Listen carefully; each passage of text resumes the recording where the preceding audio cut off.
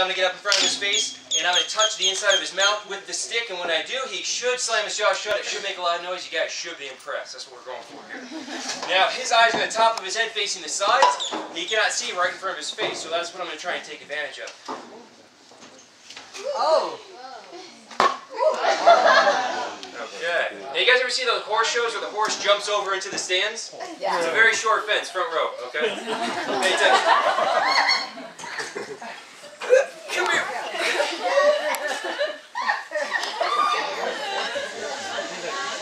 Okay, guys. Now what we're going to do with him is some alligator wrestling. Anytime we call this alligator wrestling, it's not like wrestling on TV. I'm not going to hurt him, headlock him, or wear tights or spandex, okay?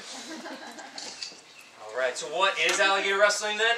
It's the techniques that the Seminole Indians would use to capture and restrain an animal like this in the wild. Their purpose for capturing him was the tail back here for food. So all we need to do is get on his back and tie his jaw shut. Now, getting on the back of the alligator, there's two main ways we can do this. There is a frontal catch and a quick catch. Frontal catch takes advantage of that blind spot. You actually close the jaws with your hands and you twist over it like this. Now, I have some very valuable material right here, and I'm not going to do that one for you folks, okay? Hope you understand. The one we're going to do is coming from this side because there's no teeth on this side. You gotta be really smart to be an alligator wrestler, trust me. Alright, so, like I said, he cannot see right in front of his face, and then he cannot see right behind it. So, alright. Who's next? Alright. Good boy. Now, if you guys look inside of his mouth, there are 80 teeth inside the mouth of the alligator. 40 top, 40 bottom. The cool thing about those teeth is he can actually break them off and grow them back. And these animals cycle through teeth all throughout their life, kind of like how a shark does. And he does that because of that immense amount of crushing force he does have. If he slams his jaw shut on something solid like an animal bone or a turtle shell or a tourist skull, you know, things like that, then he can snap the teeth off and grow them back, no problem. How long? Well, each tooth will usually last him 2 years on its own, and then it'll fall out. And if it's broken off before then, the growth will come in probably within the next couple of months. So that's how that kind of works. Okay, now, let's say we are a Seminole Indian capturing this alligator for food. Again, the reason we're capturing is for the tail back here. Now, what we want to do is bring him back to our camp alive so we can look really cool doing it. Okay? But no, actually the reason is if you kill him out in the middle of the swamp, the meat will spoil before you make it home, so you got to bring him back alive. That means our first step is to tie the jaws shut so he doesn't rip off my head. Now, the thing about those jaws is all the power is in closing, not in opening, which is something that pretty much is going to save my butt in here. That means I can hold the jaws shut with my bare hands. Or at least that's what they told me when they hired me. We're going to find that out.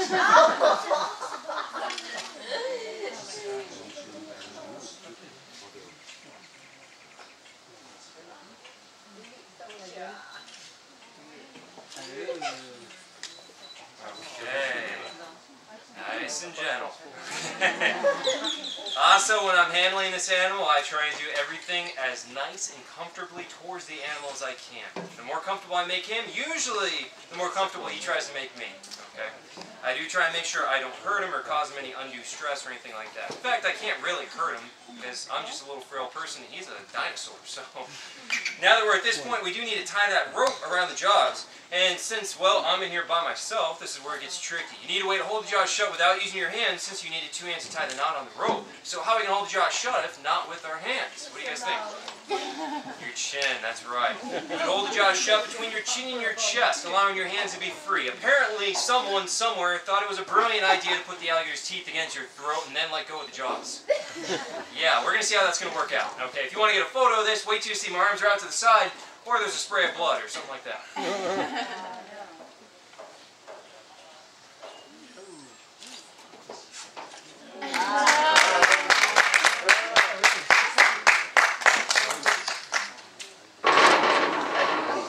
Okay, he is ready to go.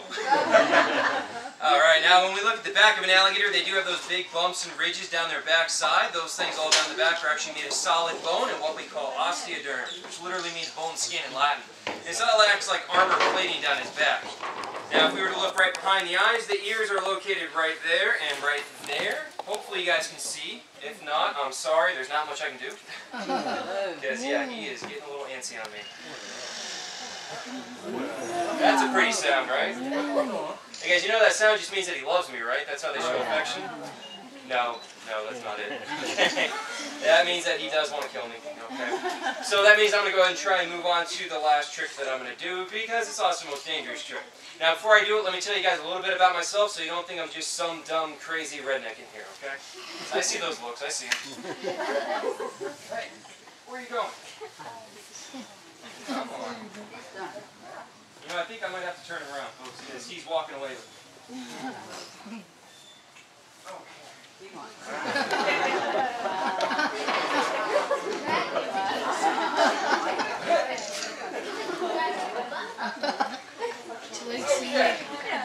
Come on, buddy. We got one last thing to do. Then I can let you go.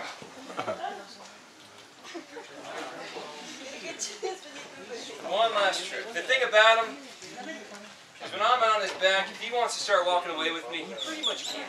Okay? So let's get on his back again. And let's try this last trick, okay? Oh, I was trying to tell you guys about myself so you don't think I'm just some nutcase in here, okay? I'm actually a college student. I go to Florida International University, and I'm getting my degree in environmental studies, and I want to do crocodilian work. So working here gives you first-hand or no-hand experience with the animals. You know? My mom hates that joke, so don't worry, but I think it's pretty funny. So that's why I like working with these animals. I think they are very fascinating. This is essentially the same animal that used to eat dinosaurs. Okay, he is unchanged, almost entirely unchanged for the last 65 million years. He's just a little bit smaller. So, last trick we're going to do is what we call face-off. And we call this one face-off because if you mess it up, your face will come off. That should tell you a little bit about it. Okay? Now, before I do it, let me try and put something in perspective. I'm going to take this sand right here, and I'm going to toss this into the inside of his mouth, and if he notices it, you'll notice. So, that's just sand, folks. If anything touches the inside of his mouth, he is going to slam shut. Now keep that in perspective for what I'm about to do.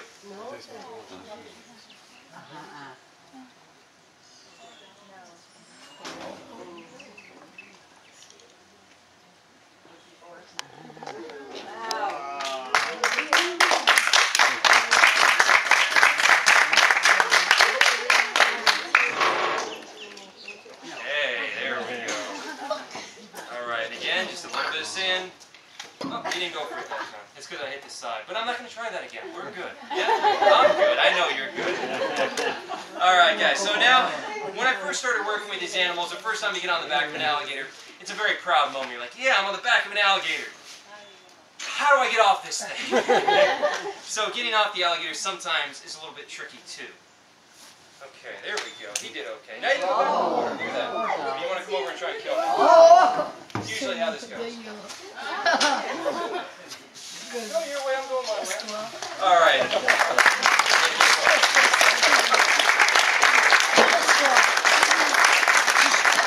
Now something interesting to notice is that even though I was just on his back, and we often think of these as bloodthirsty killing machines, once I'm off him, in reality, all he wants to do is get away from me. Okay, they're not out to get anybody. He's not going to try and hurt me. If I do something dumb, yes, that animal will rip my arm off right in front of you folks. But I let him go, and he just wants to get back in the water. Now I'm going to take out those 3 baby alligators and pass them around. Now I need everybody to pay attention to me, though.